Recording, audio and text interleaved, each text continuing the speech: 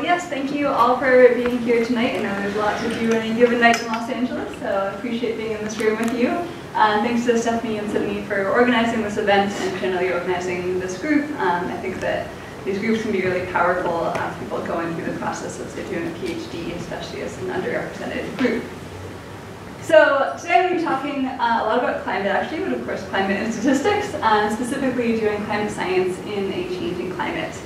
It's a really unique situation. There's not many scientists that we do when the thing that we're studying is actually actively changing while we're studying it. So as mentioned in my introduction, I do a lot of work using statistical tools to understand the climate and hopefully motivating statistical questions with climate data.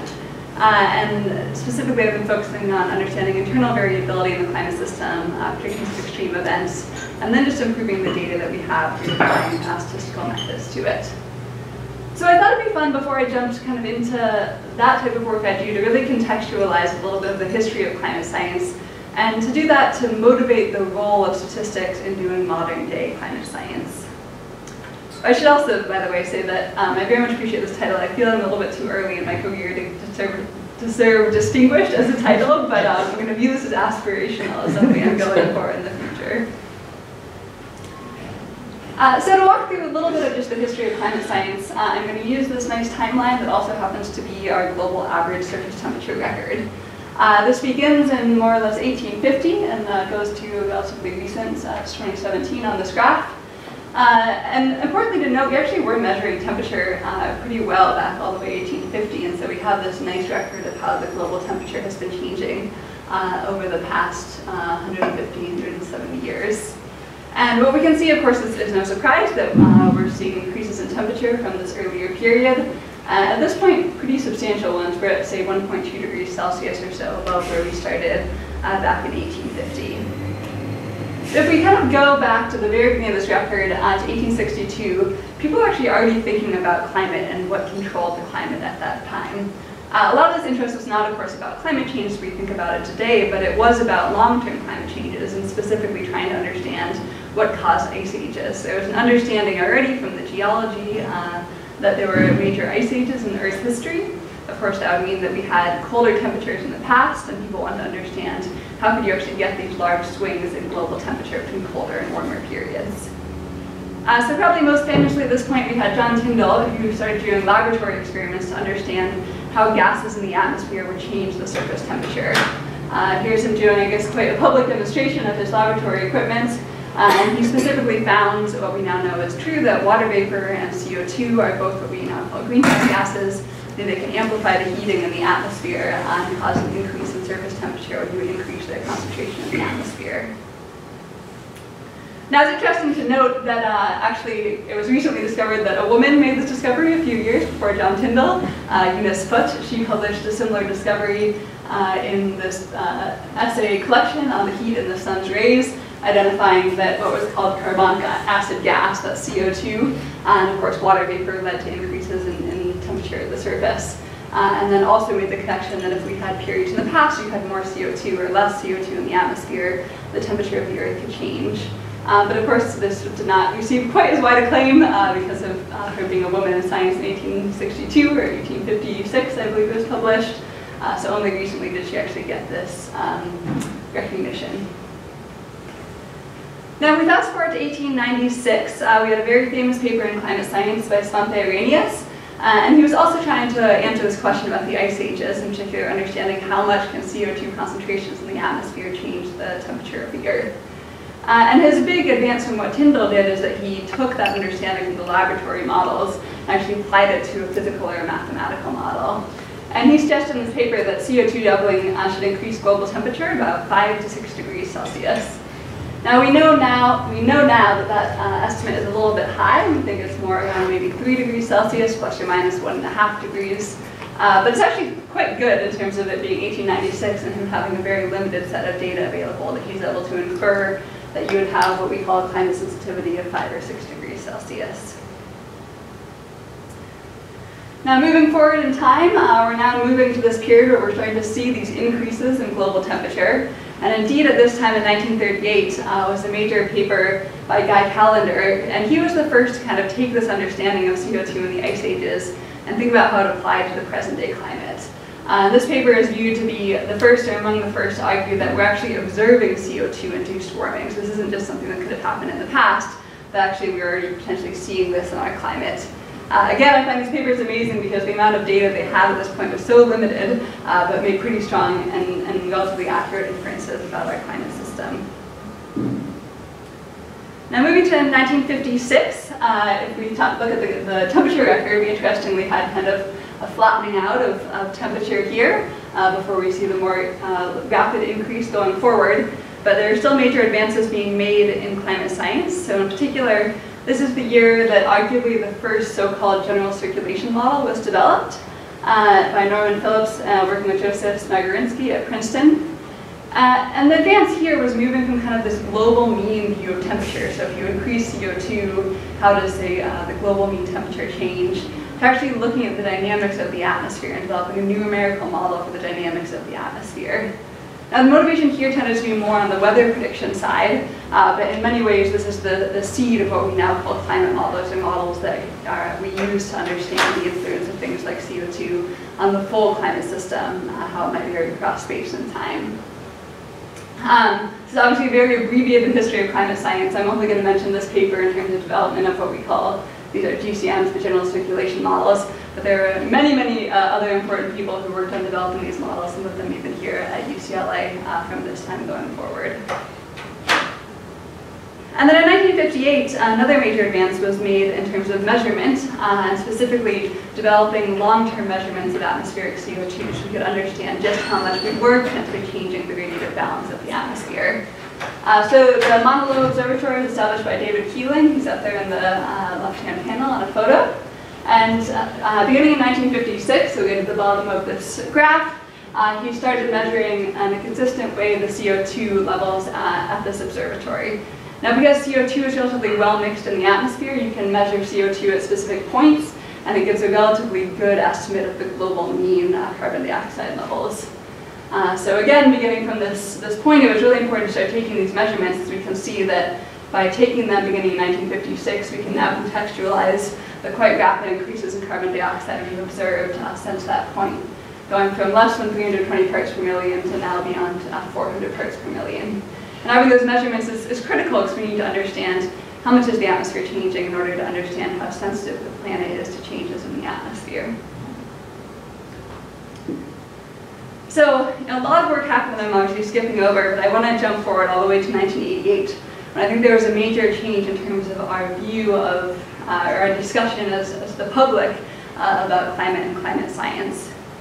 And in particular, on June 23rd, 1988, James Hansen came and testified before Congress that global warming had begun. And he essentially said, we now have enough understanding to know that this kind of trend that we see in the global average temperature record is due to human influence, and that we need to start reducing our fossil fuel emissions so that we can reduce or prevent these rapid changes in climate.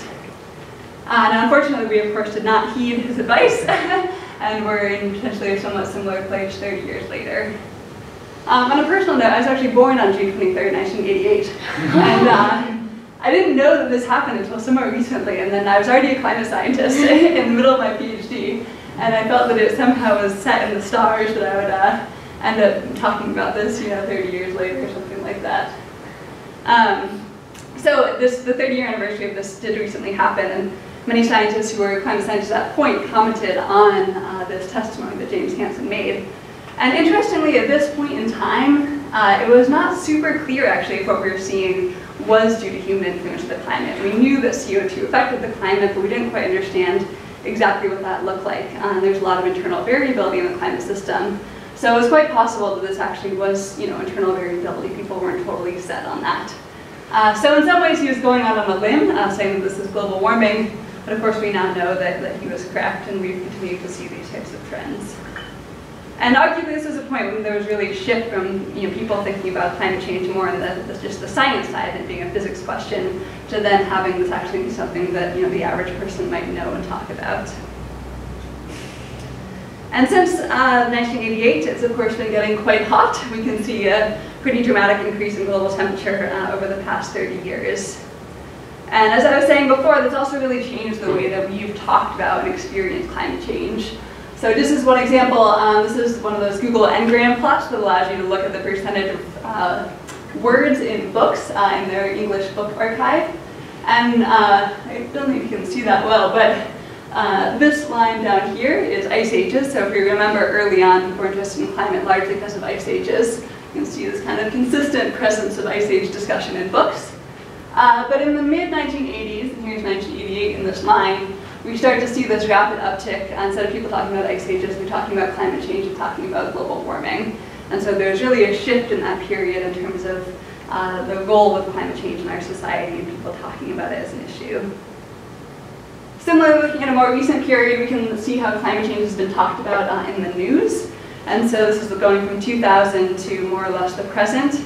And it's the number of articles in major American newspapers mentioning climate change. And overall, of course, there's a lot of variability in this time series, but you can see that perhaps there's an uptick over this period in terms of newspapers talking about climate change. That uptick is definitely led by the New York Times, especially in these recent periods. This kind of lime green line is the New York Times. And so they're really leading the charge in terms of talking about climate change in the paper. But other papers, including the LA Times, are also increasing their coverage of climate. And the reason I really mention that is bringing to my point, getting to using statistics to understand climate, is that as we go through these changes in climate that are leading to these rapid increases in global temperature, and as we're talking about climate more, the way that we talk about climate change has changed, and also the things that we need to understand has also changed.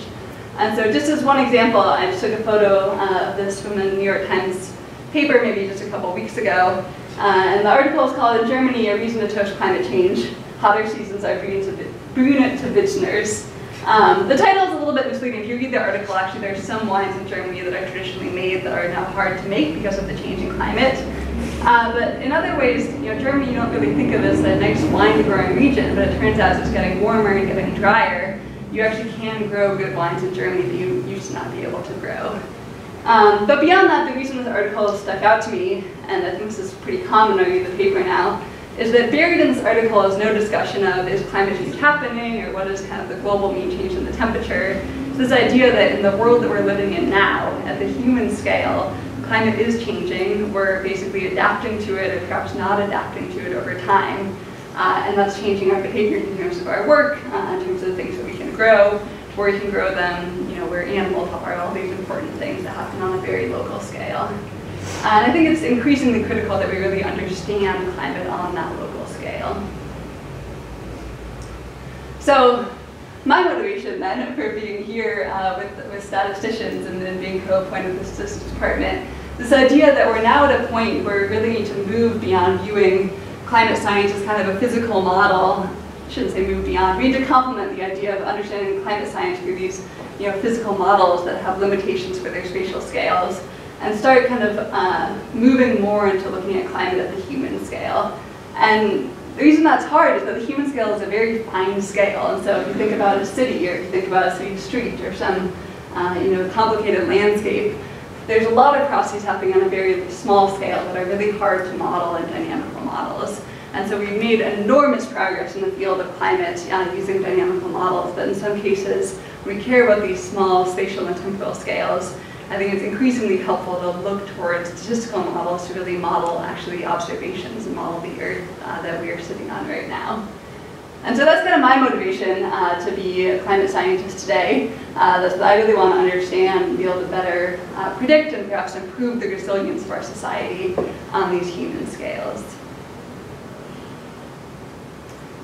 So on that note, I'm going to talk about just 3 examples from my recent work where we're trying to use statistical methods to better understand something critical about the climate system. So the first is just about data and just challenges of dealing with data. Our data tends to be imperfect, and so we have to actually use interesting methods to try to improve what we have available in terms of measuring our climate system. The next is going to be about modeling internal variability in the climate system, and then finally I'll talk about predicting heat waves.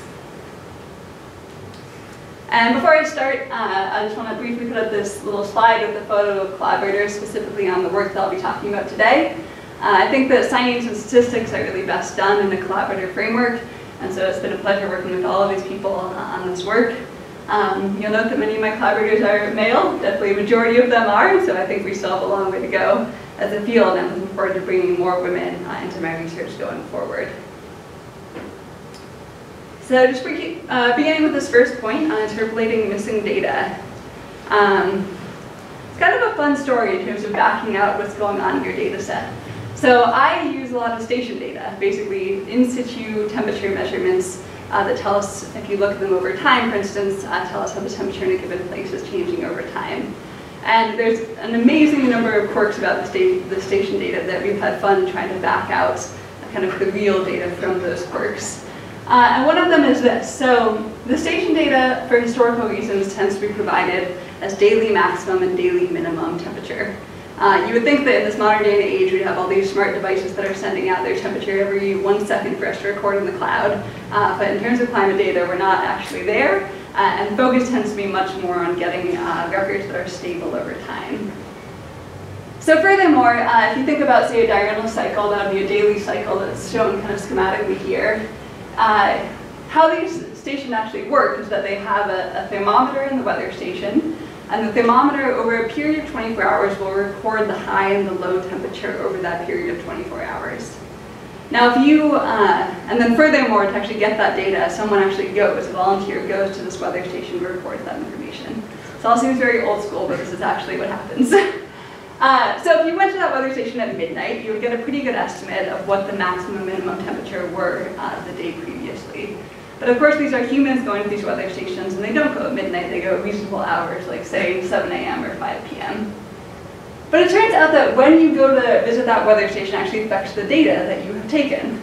So this is just an example showing, say, 2 days of weather, where there's a good amount of variability in temperature from one day to the next.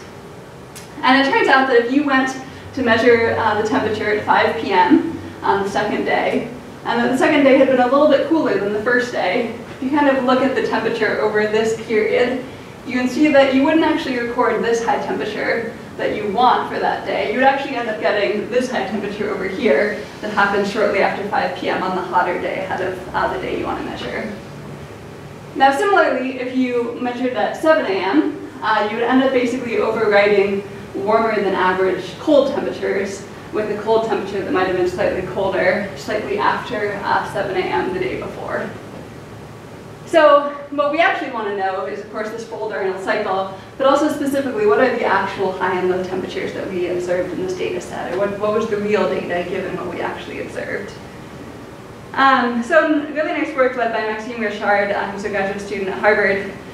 He tried to develop a method to basically back out this and view this as a missing data problem. What I have shown here is just an example with real data to show this is actually a problem. This is focusing on if you mismeasure low temperatures. This is at a station in Iowa. And you can see for just a handful of temperatures over this period, this method of measuring temperatures at 7 a.m. would give you the wrong estimate of the low temperature. And why does this actually matter? You might think that that's a pretty small measurement error, but it turns out that if you change the hour of measurement, assuming the statistics of, say, any given average weather station, you could actually get a difference in an estimate of, say, the average mean or average max temperature on the order of 1 degree Celsius. Now, that's actually quite big. It means that, even though the data is obviously the same, basically the way that you're measuring it can give you a 1 degree Celsius difference in what you're measuring. Now, if people were always measuring at the same observation time, that also maybe wouldn't matter that much. Potentially in climate, we're interested in these trends, and so if you were measuring things always at, say, 5 p.m., that bias just kind of comes out when you calculate the trends. But it turns out that in the US, at least, there's been a shift from measuring temperature in the afternoon to measuring it in the morning, and that shift has been unreported, so we have more missing data kind of hidden in this problem. And so we don't know when the observation time was of the data, but we do know that if you kind of shift that observation time, you get these jumps in your measurements on order of 1 degree Celsius, which, if you think about that in the context of a trend, is actually quite a large bias. So anyways, working with Maxime, we kind of thought about, is there some way that we can help solve this problem and view this as a missing data problem? We want to infer not only the true high and low, but also the true observation time. And I won't go deeply into the methods here because it's a little bit overly technical probably for this talk. But basically, you can think about this as that we have this problem posed by the data, where we wanted to interpolate our data with these kind of interesting constraints. We had a strict constraint on the high and low of the data, given the measurement hour, but that high and low could also be kind of incorrect for the day if the measurement hour was not midnight to midnight. And so to solve this problem, we were able to develop a new sampling algorithm called smooth Hamiltonian Monte Carlo for a Gaussian process, given some also additional information from neighboring weather stations, and essentially back out pretty effectively both what was the true measurement hour and also try to understand what kind of those correct high and low values were for the maximum and the minimum. So I start with an example just because, as soon as you calculate statistics, or as soon as you want to use statistics on climate data, you actually have to kind of go through this long process of really understanding the data. And I think there's a lot of interesting methods that can be applied to generally improve the data that we're working with. All right, so I'm next going to jump to talking about some work I've done on modeling internal variability in the climate system. And I'm going to take a moment to just motivate this idea generally. So maybe, say, 20 years ago, people were developing lots of different climate models in order to model our climate and understand the impacts of climate change. And you would, say, run one simulation in your climate model, and you would get some record of the, say, temperature and precipitation trends over some period of time. And then someone at another modeling center might take their model, and they would run their model, and they would get some other estimate of how temperature and precipitation, for example, would change over time. And the third modeling center would do the same. And they would all look kind of different. They would all look somewhat different from each other. And there was this idea back at that time that perhaps the model that looked most like the observations was a better model, was a more correct model. But then as people delved into this more, they started to understand that if you ran the same model twice, the two different simulations in that same model would also look pretty different from each other. And so it was like, it's not just these model physics that are different, there's something inherent going on in terms of different events in the same climate model. And what we ultimately figured out is that it's just internal variability in the climate system is really big, and in some sense much bigger than people had intuitively thought about before. And in particular, you can think about this as basically an extension of weather forecasting. So we all know that if you pull up your phone and look at an app for a weather forecast, you might trust it kind of 5 days out, but due to the chaotic nature of the atmosphere, you're not going to trust it going more than 5 days out. You basically lose initial condition predictability. And the same idea actually holds for climate. So if you think about small perturbations to the initial conditions in the climate system, you can end up with pretty large deviations in terms of your trajectory through some variable you care about over time. So to help address this problem and kind of quantify more clearly the goal of this initial condition uncertainty, there was the development of what we call initial condition ensembles.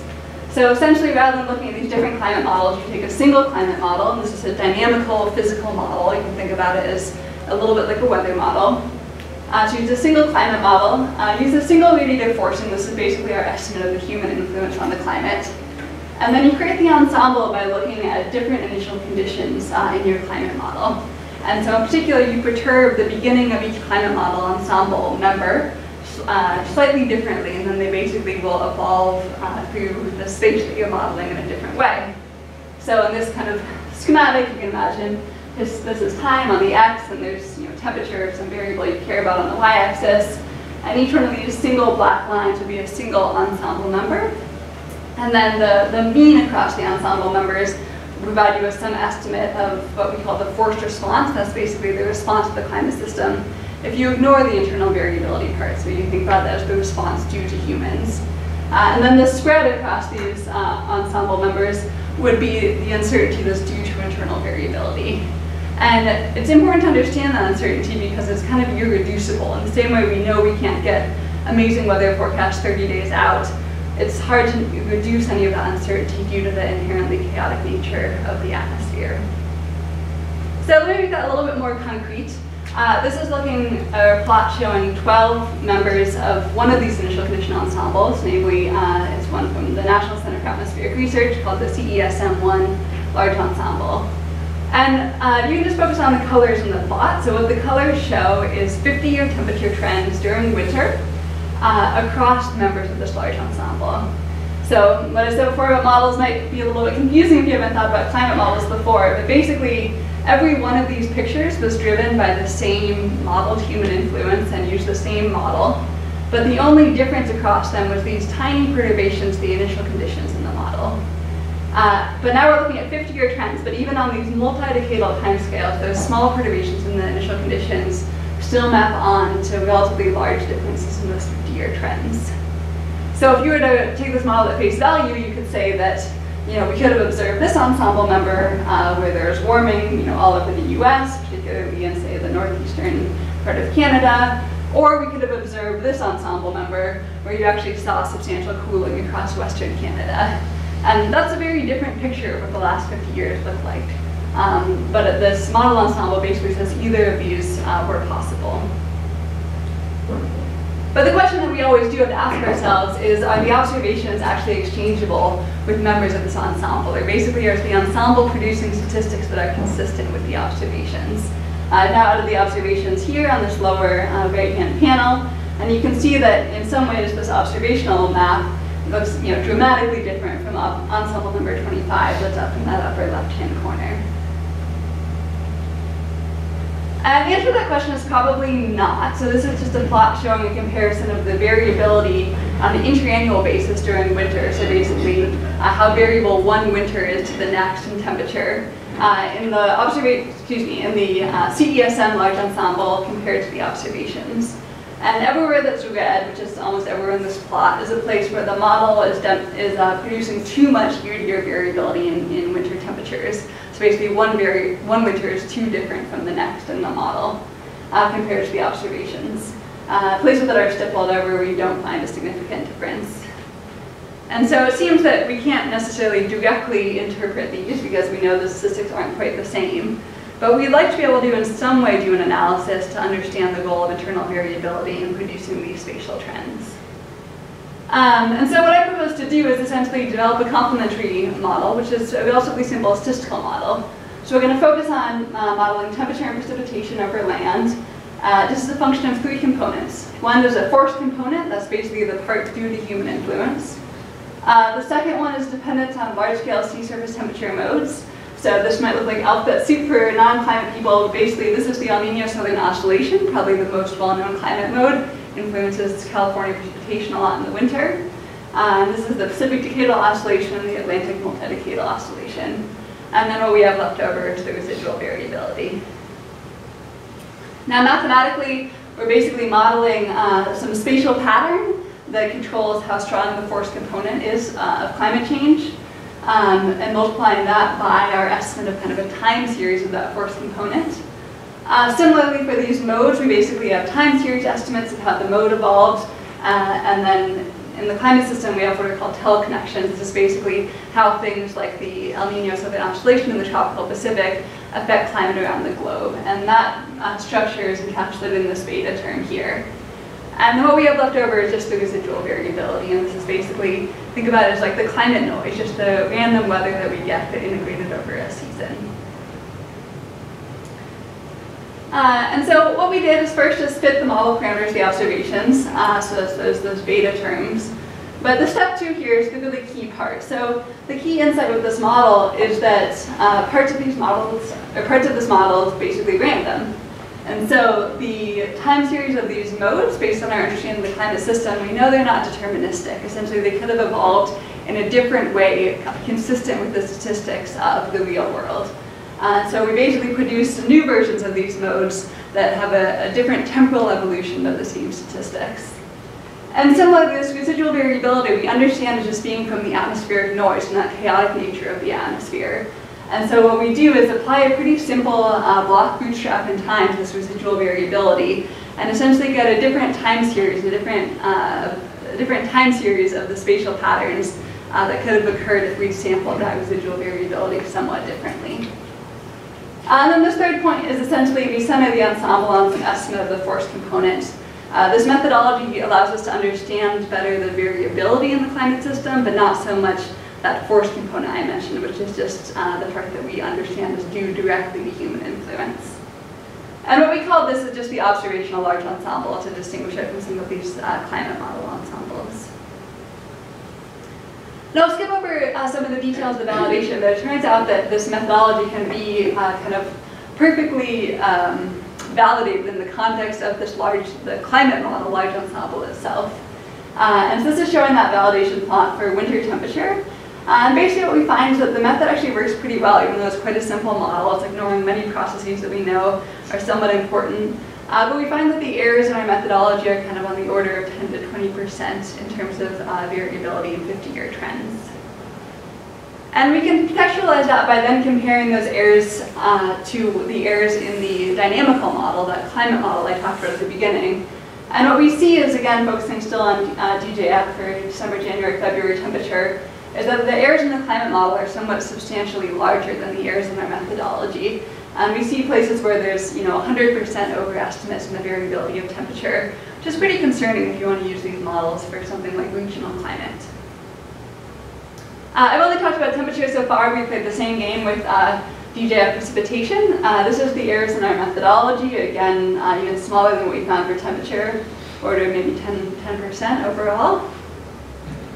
But again, if we compare what the climate models are doing, we see that the climate model, again, has these very large errors in modeling the internal variability in precipitation. Errors, again, in both directions on the order, in some cases, of 100%. And finally, why does this all matter? What does this allow us to do? Basically, what this methodology allows us to do is to better understand the magnitude of internal variability in influencing the trends that we both could have observed in the past and, more importantly, might observe in the future. So I'm showing that here with just some histograms. In each of these histograms, the blue one is looking at the past 50 years. We're looking at 50-year trends in these variables, and the red is looking at an estimate of 50-year trends going forward. The top panel is looking at winter temperatures in Eurasia and then Alaska. In these cases, you see that we, of course, do see the shift towards warmer temperatures going into the future. But in both cases, there's overlap between these distributions, and so it wouldn't be impossible to have actually a weaker trend in temperature in the future than we had in the past, just due to sampling of internal variability. Precipitation is much noisier, and so even averaging over regions as large as the Mediterranean or the eastern US, you can see that this shift, which is due to essentially increasing human influence on the climate, is not that large compared to the spread of these distributions. So if you're concerned about precipitation on these regional scales, the variability is still really playing a big part, even compared to the human influence component. All right, and then finally I just want to talk about pulling out some signal from the data before I basically focused on what we don't know, what is that inherent uncertainty. Of course, quantifying uncertainty itself is helpful. But the next part is just going to be about the so-called signal, and specifically trying to predict heat waves using the data. So the motivation here is that summer heat waves have these very, very large impacts, but they tend to be minimally predictive in dynamical models. And so we have these things called seasonal forecast models. They tend to have almost no skill in predicting anything about summer temperature in most of the mid-latitudes. But the impacts are enormous. So one example, this is a picture of a farmer in 2012 sitting in his field of dead corn. In 2012, it was a very, very large heat wave over the US Midwest that led to over $30 billion in crop losses.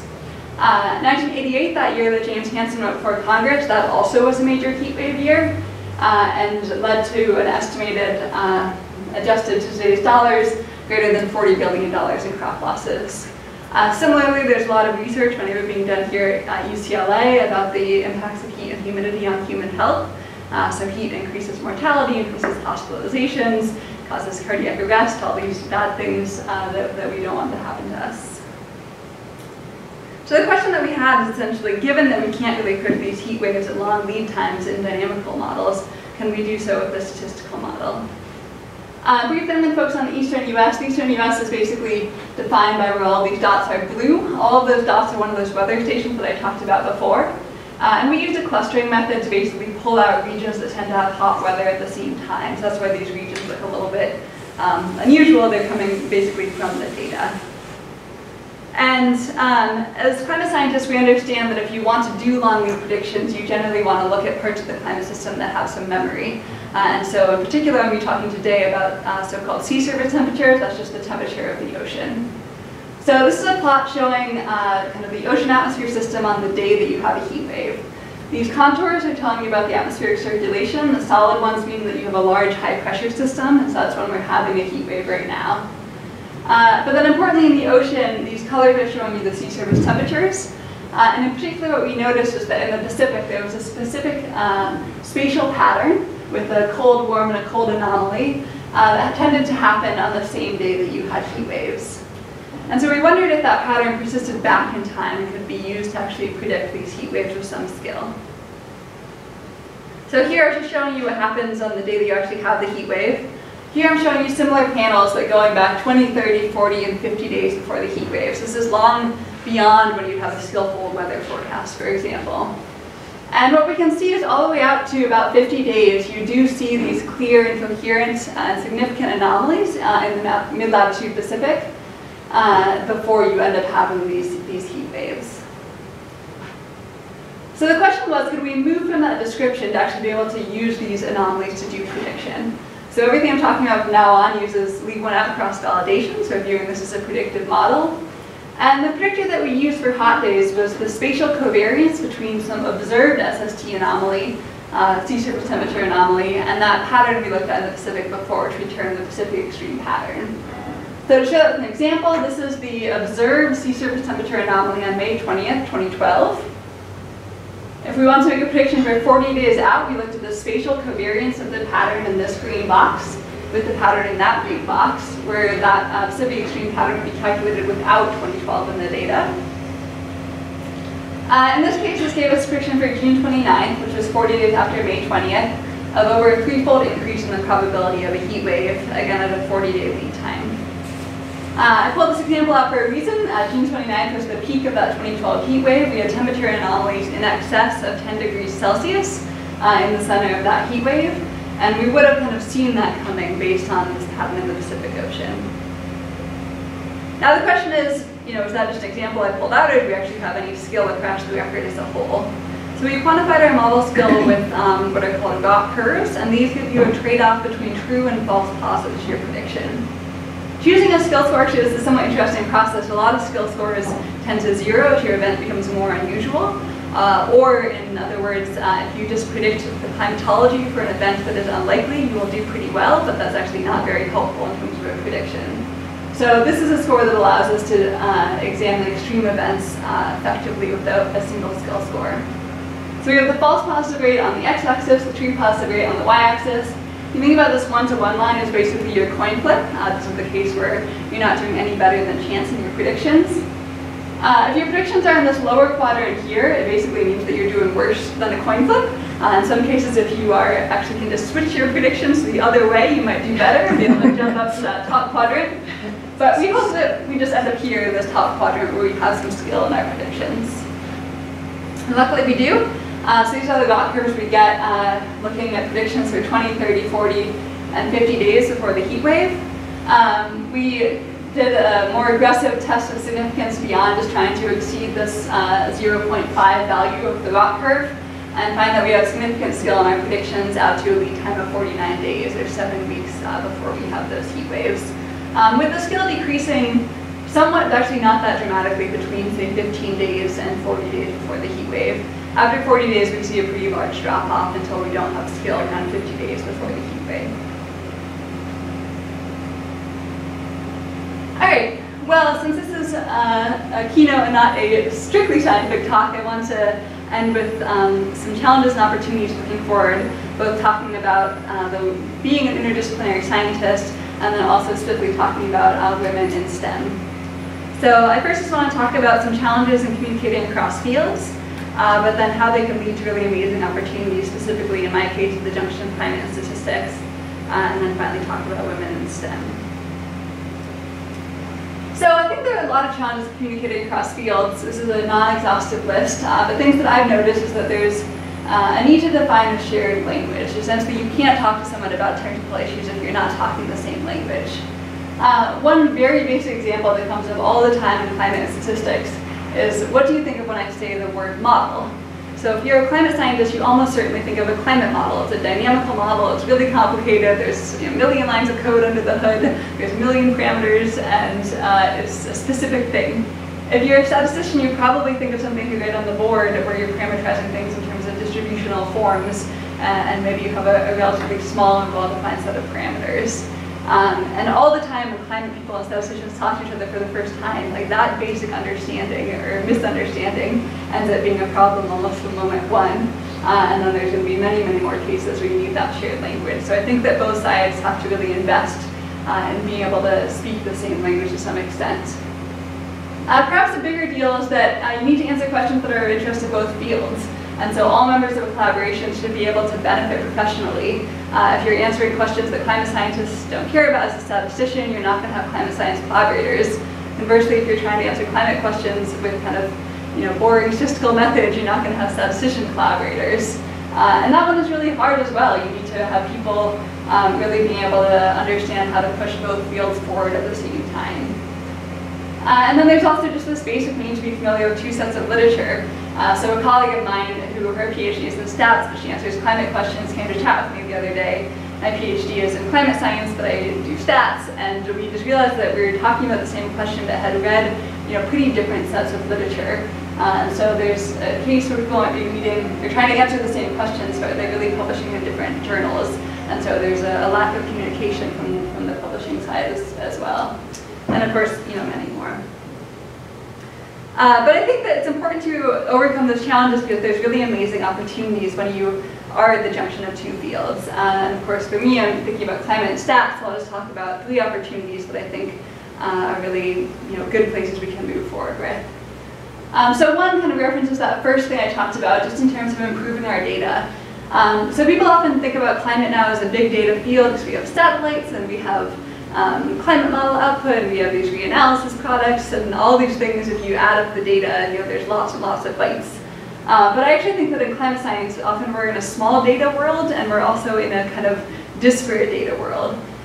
So as one example, in small data is, I think that in situ data is one of the most powerful types of data, but we never have enough of it, because whenever you have in situ data, you're always measuring things at a point. And you can only measure so many points in general around the world.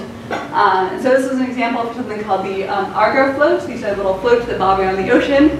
They dive down periodically and collect data like temperature and salinity. They pop back up and they kind of send their data out to data centers. And it's been this totally amazing record.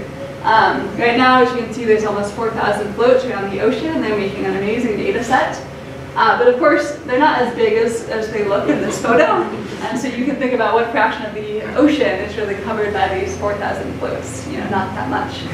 Furthermore, this is the best case scenario. So this program started in 2003. So before 2003, we didn't even have these little floats bobbing around the ocean. We just had ships that would be collecting data on their ship tracks in order to, and in some cases that would basically be data of opportunity or data collection of opportunity. But there'd be places that ships don't go, like ships don't go along the Southern Ocean because it's really terrible and you get terribly seasick and there's no reason to go there anyways, except for science. But these little floats can kind of bob around the Southern Ocean and get that data. Similarly, even over land, that temperature data I use in a lot of my analysis, there's wide swaths of the world that we have very, very few temperature measurements. So we don't even know something as basic as, how can you really estimate, say, the average temperature or the temperature variability in parts of South America. So we're, in that way, still in small data world. But we have things like satellite measurements, which are amazing. We have climate model reanalysis output. We also have these things called paleoproxy records. This is a picture of tree rings, just one example, but there's many types of records: tree rings, ice cores, pollen records, sediment cores, many more that can give us information about climate in the past. So I think there's, obviously a lot of people working on these questions, but I think more to be done. Think about how do we optimally combine all these sources of information into a better data record that allows us to better understand our planet. Another opportunity, and this is many climate scientists' favorite thing right now, but is using machine learning methods to, in many ways, reduce uncertainty in our climate modeling. So I'm just showing 2 examples. This is not my work, but things I'm pretty excited about. One is from a recent paper by Rasp et al. And PNAS, focusing on improving parameterizations for clouds and climate models using neural networks. So the motivation here is that climate models, you can think about a grid box as being about 100 kilometers on every side. Think about clouds, they have processes happening on way smaller scales than that. And so in the past, people have kind of done these parameterizations within that grid box for cloud processes, but they haven't been very good. And so people then said, okay, we can develop what we call super parameterized models. These are basically places where you put a high resolution cloud model in your big grid box and are able to model your clouds better. But it turns out they're really expensive, and so you can't run kind of a lot of climate model simulations, or you can't run long climate model simulations with those parameterizations. So in this paper, what they did is basically they said, okay, can we actually just train a neural network to replace that super parameterized model and run faster? And essentially just move the physical model out, replace it with the neural network, and then have our climate model work equally as well. This is what are called wave spectra. Probably don't mean much to a lot of people here, but basically this is the neural network model, this is the super parameterized model, and this is the one that doesn't have that parameterization. And you can think about this as truth, and basically the neural network is actually doing quite well in terms of getting those cloud processes correct. It also does things like conserve energy pretty well, even though it wasn't trained to do so. So some things to explore in terms of emergent properties. Tapio Schneider, who's nearby at Caltech, is trying to do what he calls Earth System Modeling 2.0. This is the idea of basically take those machine learning methods, take all the data that we have, and do online and kind of updatable learning for Earth system models to basically reduce the computational cost and reduce their uncertainty as well. So I think there's a lot of exciting questions of how do we kind of take these methods and really apply them in an intelligent way to climate data. And then in very broad sense, I think there's a lot of data-motivated statistical methods that we could explore. So essentially the data we deal with, I'd say, is always challenging in climate. We have inherent non-stationarity in the observational record. We have changes in the mean temperature, we have changes in the spatial structure of temperature, we maybe have changes in variability in temperature, and that's just for temperature alone. We know that a lot of other variables in the climate system are changing. So you can't ever just view things as stationary and move forward. Things are always non-stationary. And then something that's been of interest to me recently is this idea of correlated and compound weather extremes. So we have spatial correlation in the climate system. So it's basically showing the jet stream. And because of that correlation, you're going to have extreme weather in different places around the world potentially at the same time. Now, we live in a globalized world, and so that actually can matter a lot in terms of our stability as humans on the planet. And so understanding essentially how those work and also the risks associated with those correlated extremes, I think is super important. Now, I know that I've probably been talking for too long, but I just briefly want to end, since this is a Women in Stats dinner, just thinking about women in STEM and where we are today. So this is just one way to measure women in STEM, non-complete. This is the percent of doctoral degrees earned by women from 1967 to more or less the present. Now, I was trained in earth sciences, so I'm kind of on this orange line where we're at about 40% of women getting PhDs. Math and stats is over here, under 30% in the most recent data point, and potentially even decreasing over time. So we have this amazing trend upwards of women in the sciences, but we can see that the trend potentially is leveling out, and either way we still have a while to go, except for biology, which seems to be doing quite well, sitting up there, 50-50.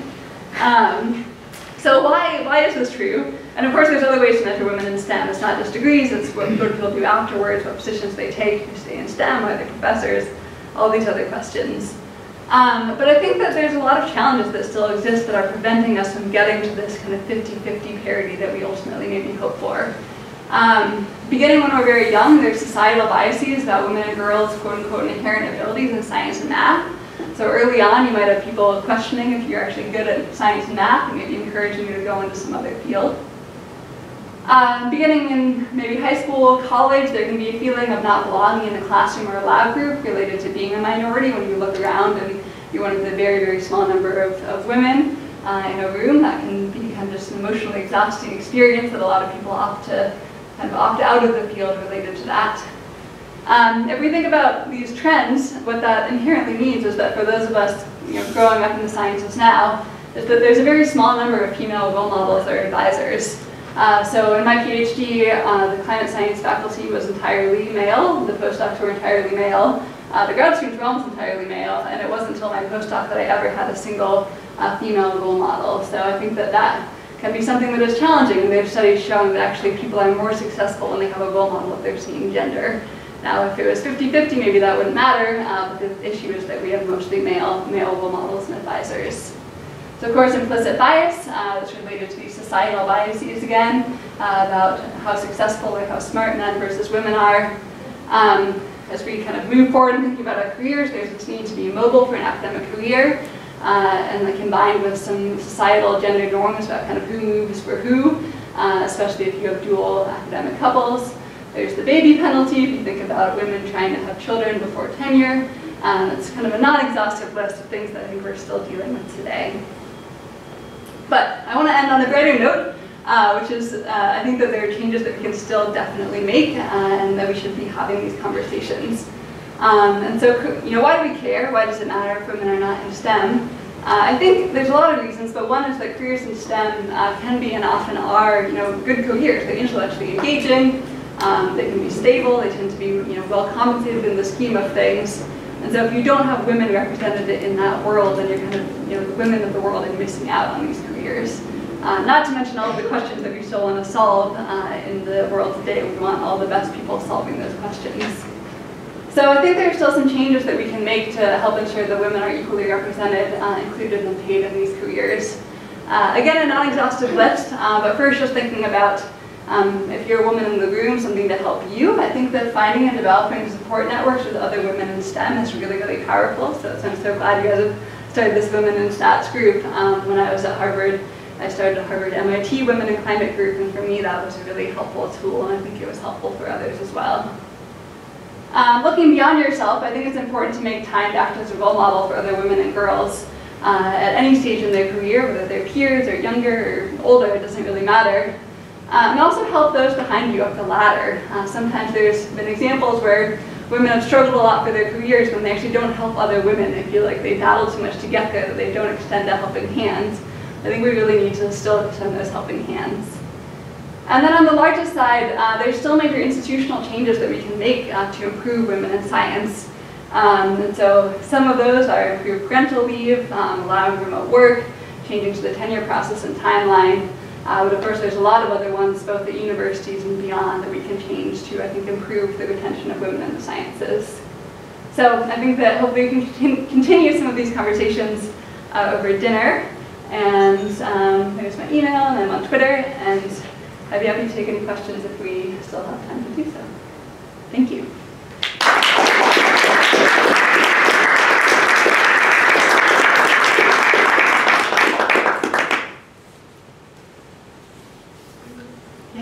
Question. So you mentioned like dynamical models and that they're like more popular with like the climate scientists and stuff, but they're obviously like less accurate. So like, are people accepting like the new statistical models, or is there like a huge gap between what's happening in stats and what's actually being used? Yeah, that's a great question. So I think that we're in a transition period. So dynamical models are really powerful for a lot of reasons. I think that many people, including people who developed them, would argue that they were never necessarily intended to answer questions on these really fine scales that we might care about in terms of the human impacts. And so I think especially people who are interested in the impact side are kind of developing statistical models more. I think there's still, there's not that many people who live in both of those worlds, and there's still are these major communication barriers between the two worlds. A lot of that is, again, about like what journals people publish in. Like if you don't know someone and you read different journals, then you're never going to read each other's papers. So I think that we're starting to move towards a greater acceptance of incorporating statistical models in the climate sciences, but I think that there's still a long way to go and a lot of opportunities to do that.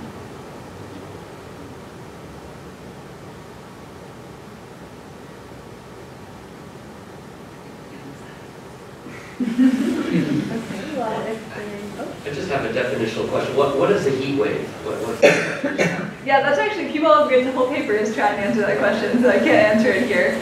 In our case, we defined it, basically, the heat wave was defined in a way spatially and temporally, so you're pulling out the hottest region in that larger eastern US region, and then defining heat wave. We define basically hot days as the top 15% of the distribution. You can additionally give it a length constraint. Our results were basically similar.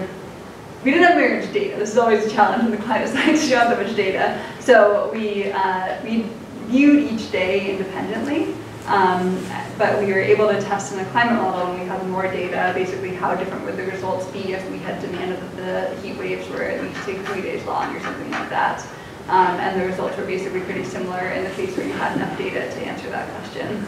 But yeah, people have written full papers about how you define a heat wave, and it's tough because you want to view it as this binary thing. But if you look at a temperature time series, it's not this binary thing where it's normal and then heat wave and then normal. You're kind of sampling as part of a continuous distribution.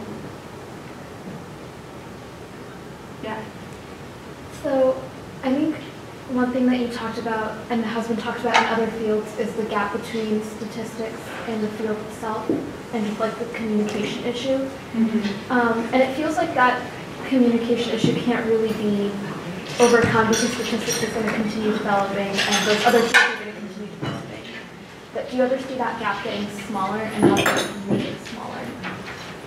Yeah, no, I think that's true, and it's difficult to be an expert in one field, let alone two. And so it's never going to be that climate scientists are fluent statisticians or vice versa. My hope is that you have more people who are kind of living a little bit in both worlds, and that will help close that gap, because essentially you think about those people as bringing in kind of information from both fields and helping integrate it. Collaboration is also key there. There are cases where, for me, I was trained as a climate scientist, and so it's going to be really helpful to have collaboration with statisticians in addition to my own work to be able to be bringing some more advanced statistics that I would naturally do on my own. So yeah, I think that it's an issue of both starting with someone who can communicate with both sides, understand what's important to both sides, and then taking collaborators who are more experts in either field. How do you really grow up in the middle, though? Because you're probably going to either do your education in statistics or like climatology, but it's hard to study both in your education. Yeah, I think that it is hard but not impossible. I think it's just about what questions you're interested in answering and what tools you think will get you there. But it is potentially harder than just doing one or the other.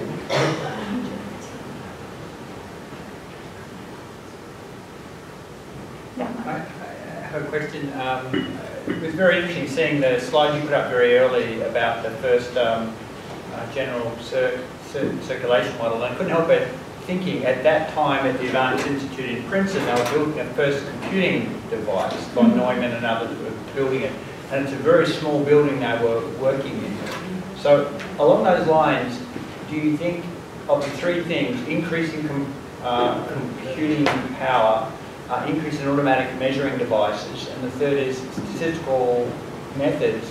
Of those three, what do you think are going to lead to the most important advances in this area? Yeah, it's a good question. So the computing is an interesting one because that's been the focus in many ways in climate science so far. If we could just get to higher and higher resolution, we'd do better and better. I'm not an expert in calculations, but basically what I've heard is that essentially we're not the rate that we need to increase to kind of make the advances we think we want to make in climate.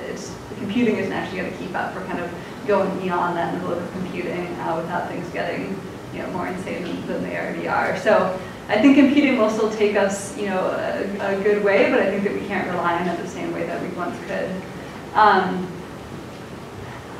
To me, the measurements and the statistics are so interrelated that it's hard to know. I mean, in some sense, if we can.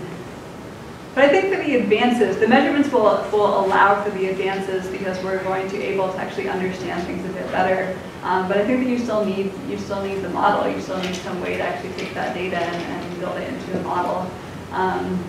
So I think I'm going to evade your question so that all three are equally important because they feed off each other. I think that that's getting to this question of how do you actually be in both worlds. I think that something that's been challenging is that in some ways the dynamical modeling and the physics has raised what are the important questions, and the statistical models maybe say, okay, here's a way you can actually answer that question, and then if we have better data, that would always help us go on.